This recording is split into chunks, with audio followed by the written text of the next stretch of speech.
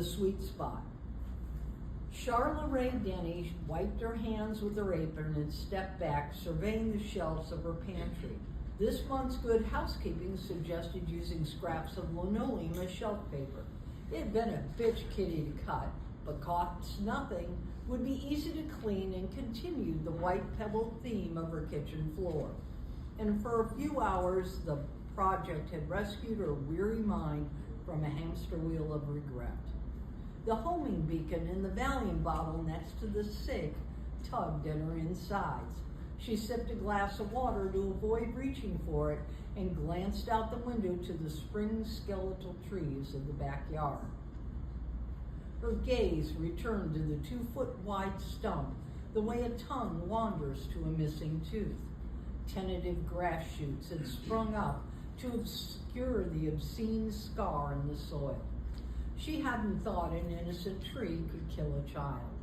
She hadn't thought an innocent co-ed could kill a marriage. And if those pills could kill the thinking, she'd take 10. The familiar throaty growl of a Peterbilt turning off the road out front, Char jerked, realizing minutes had passed. She'd been listening for that deep throb for hours. She always did. As the cab and the empty cattle hauler swept by the window, she wound her shaking hands in her apron as if the sturdy cotton would hold her together. A ranch wife could stretch a pound of hamburger further than anyone. But Daddy's new medicine cost the moon, and the bills in the basket besides the computer were piling up like snowdrifts in a blizzard. Hands still shaking, she untied the bib apron and pulled it over her head. She'd rather clean bathrooms at the airport than ask her ex for money, but most of her choices nowadays were like that. Okay, 300 words. What did you find out about the character in about a page and a half?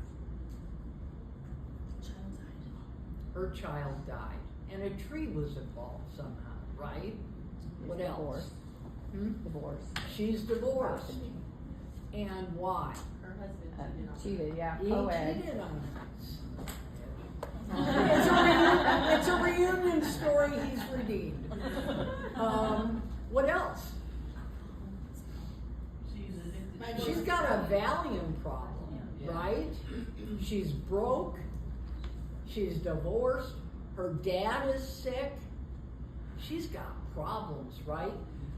What do you think the emotional tone of this novel is going to be? Overcoming.